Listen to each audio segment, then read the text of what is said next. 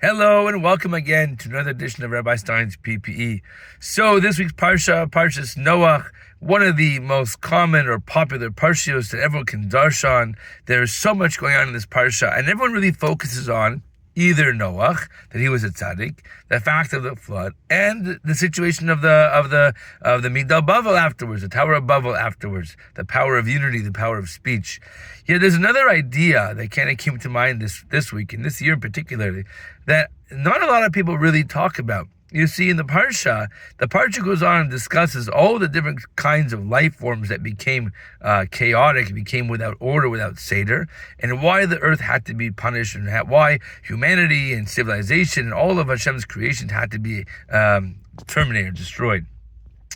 But yet the Torah doesn't list or mention anything about plant life. What happens to the trees? What happens to the grass? What happens to all the vegetation that really, seemingly, was it impacted? Was it not impacted? And we can kind of bring an extrapolation from another part of Gemara elsewhere. The Talmud tells us in Bava Kama the halahs of Tumah. How does Tumah work? If something like Sukkot, our schach has to be cannot rest on something that can be Mekabel Tumah, because the schach will absorb that Tumah, that impurity.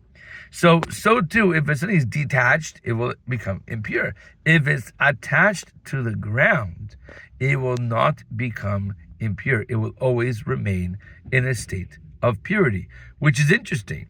And the lesson that I understand, the lesson that we can glean out of this is the fact as follows. Sometimes we get so caught up, we get so deluded, we get so taken away from the ikar of what we're trying to do. And sometimes, though, like a flame is going to be able to grow and be bright and strong and hot, but it's connected at its source. It's connected at its source of fuel. So too, what the plant life is telling us. If we want to grow, we have to be rooted. Where is that root? What and how far do those roots go? That's going to be in the Torah. How much do we delve into the Torah? How much do we make it part of our lives? How much do we appreciate the lessons that we can glean out of the Torah? That's going to be our anchor, and that's going to be our root to weather us through any storm, through the thick and through the thin. With that, Shabbat Shalom. Till next time.